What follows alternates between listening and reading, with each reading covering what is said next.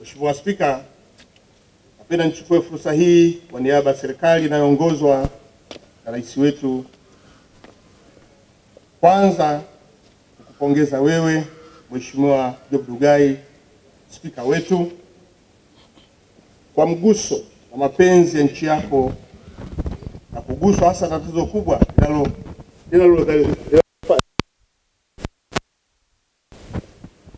linaloendana na wizi unaofanywa kwenye sekta ya madini, ubadhilifu, upotevu wa rasilimali hii unaofanywa kwenye maeneo mbalimbali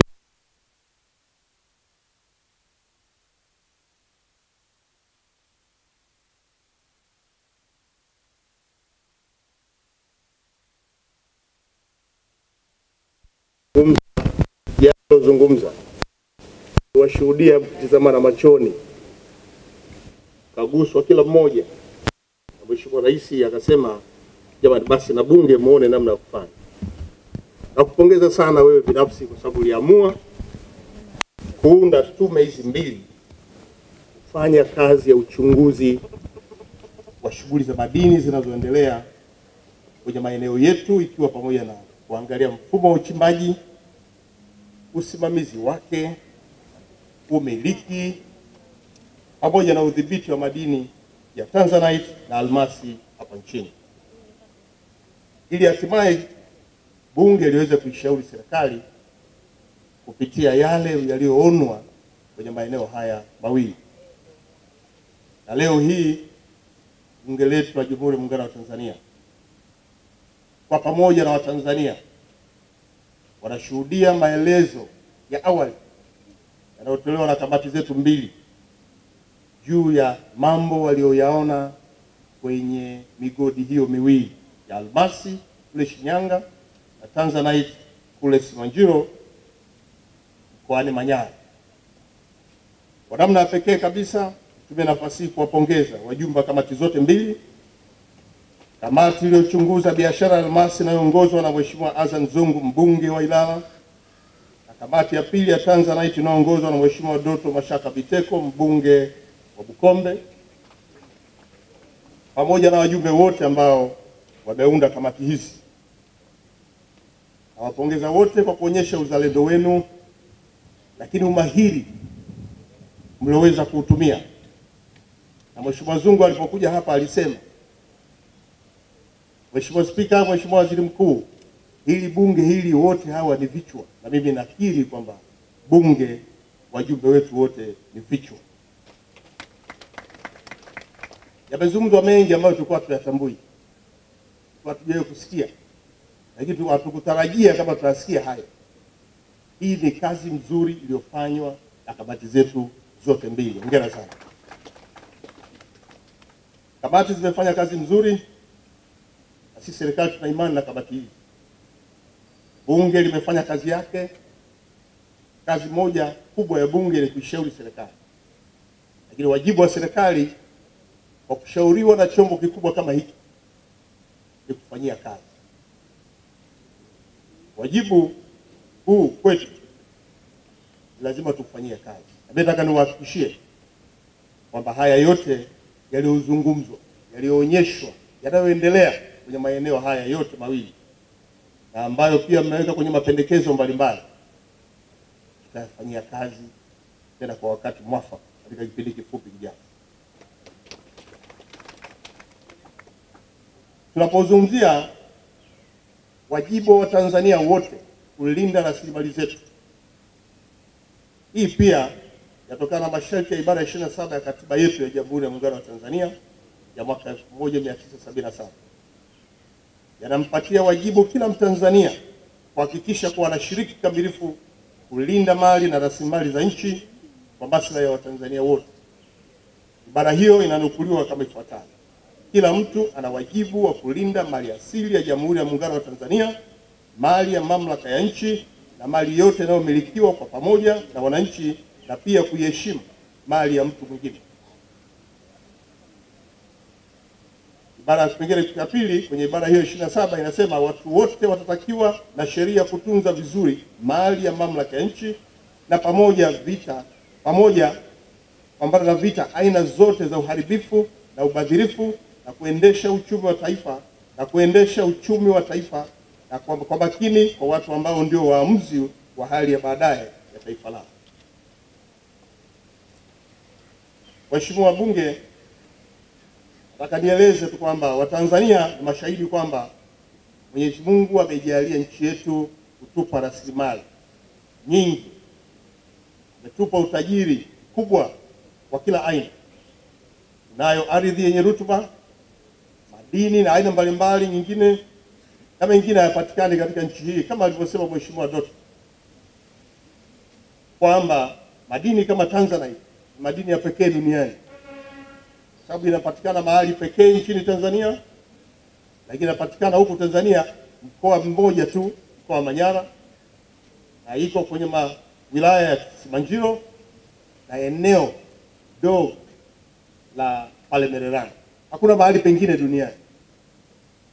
Kwa hii inathibitisha kwamba maliasili hizi ni za Watanzania, na Watanzania tunapaswa kuzilinda kwa nguvu zote. Rasilimali hizi lazima zisimamiwe na kutunzwa vizuri ili tuweze kuboresha hali ya maisha na Watanzania ni uwezo wote tunaweza kuishi maisha angalau yanayofanana. Kila Mtanzania anao wajibu wa kushiriki kuibua madudu yanayotokea kwenye maeneo hayo. Na Mheshimiwa Spika amesema Watanzania tunatakiwa tuwe wamoja. Tunapozungumzia rasilimali zetu lazima tuzungumze lugha moja. Na kila Mtanzania anao wajibu wa kudhibiti maliasili hizi tulizonazo. Lakini sasa ni wakati mwafaka tunapohamasishana kudhibiti na kutambua uovu unaoendelea kwenye maeneo yetu. Kila mmoja sasa ahubiri uzalendo, Utanzania utakaotuunganisha pamoja, na hata kwenye ulinzi tutalinda pamoja. Kila Mtanzania anao jukumu la kuonyesha dhamira ya kuunga mkono jitihada za serikali katika kuleta mageuzi katika sekta ya madini nchini. Wote ni mashahidi.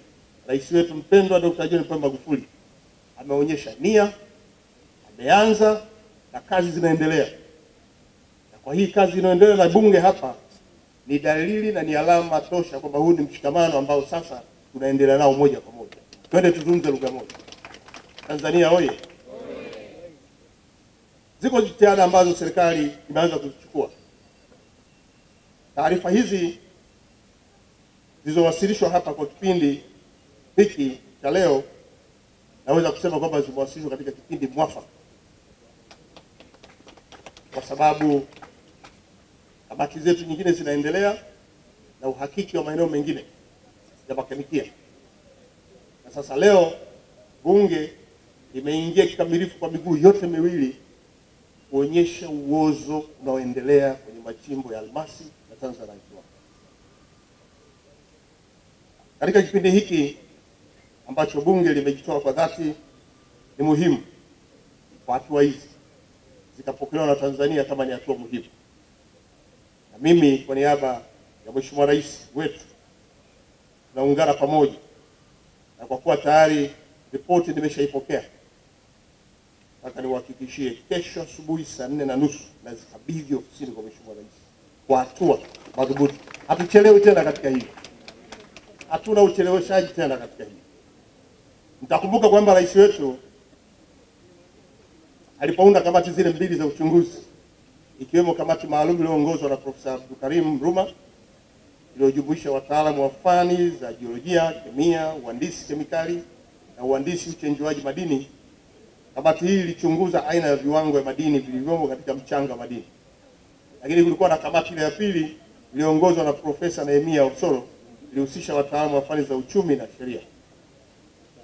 Kutokana na taarifa za kamati hizo, hatua mbalimbali zimeendelea kuchukuliwa, ikiwa ni pamoja na kutunga sheria zenye kuleta tija na kumnufaisha mwananchi. Sheria iliyotungwa ni pamoja na sheria ya mapitio na majadiliano kuhusu masharti hasi katika mikataba ya maliasili ya nchi na ule wa mswada wa sheria ya mamlaka ya nchi. Lakini bunge kama chombo cha uwakilishi wa wananchi limepewa mamlaka na sheria ya kupokea taarifa mikataba yote inayohusu maliasili hapa nchini, ambayo imeingiwa ili kujiridhisha kama masharti hayo yaliyoingiwa yana tija kwa Watanzania.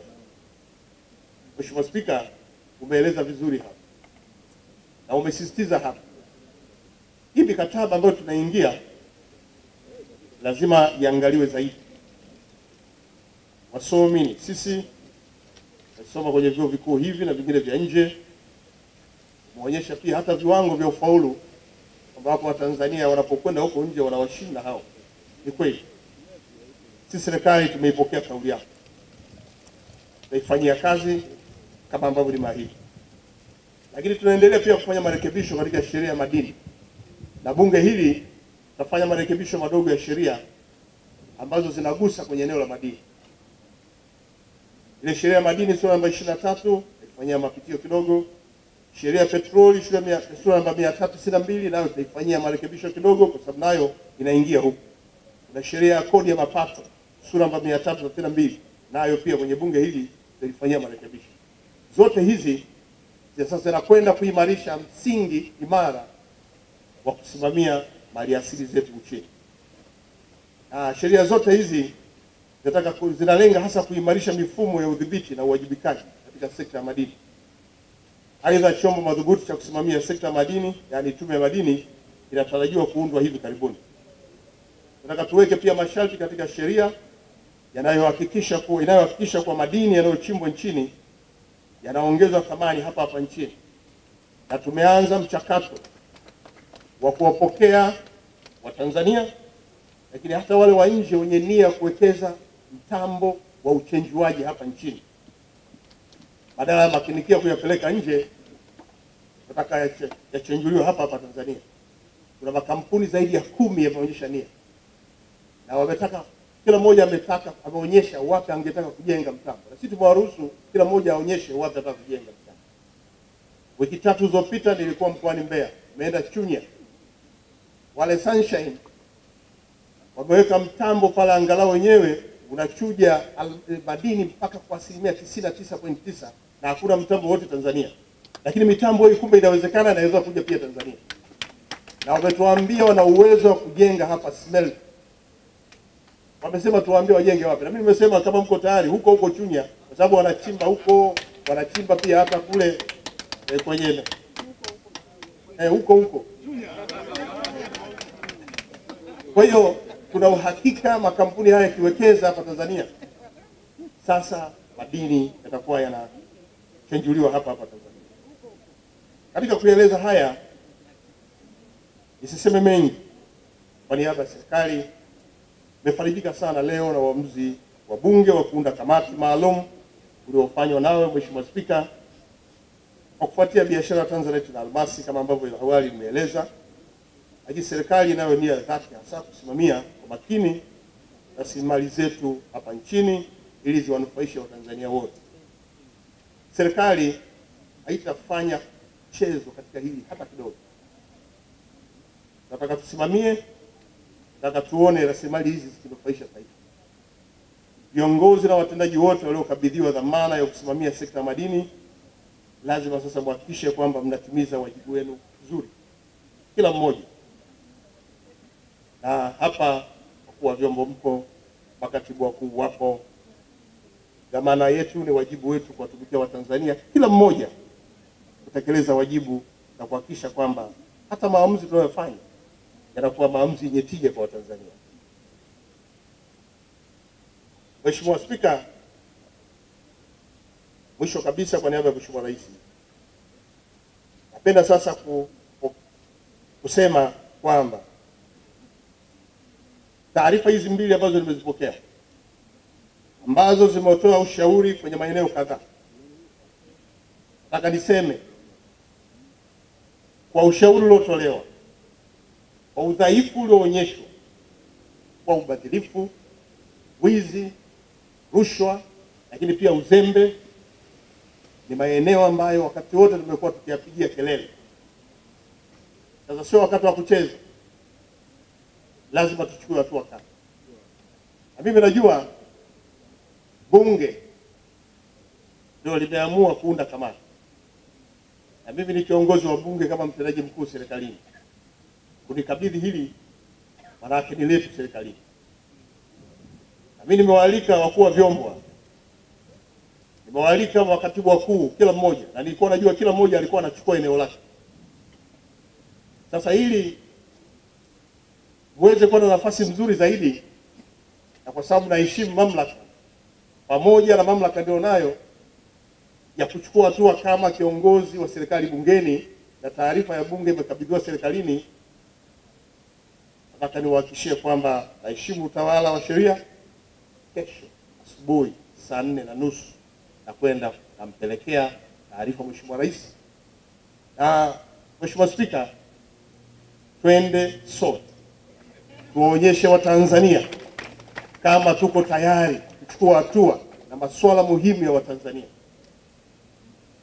Mheshimiwa Bunge, nataka niwahakikishie kwa kazi hii nzuri iliyofanya, mapendekezo yaliyotolewa, maeneo yaliyoainishwa ya udhaifu, wizi, madhilifu, rushwa, haya huwa haiwezi kuonewa aibu. Lazima tuchukulie hatua. Hata nikawasiliane na kiongozi mkuu wa nchi. Baada ya hapo tutapata mrejesho, na naamini tutaridhika.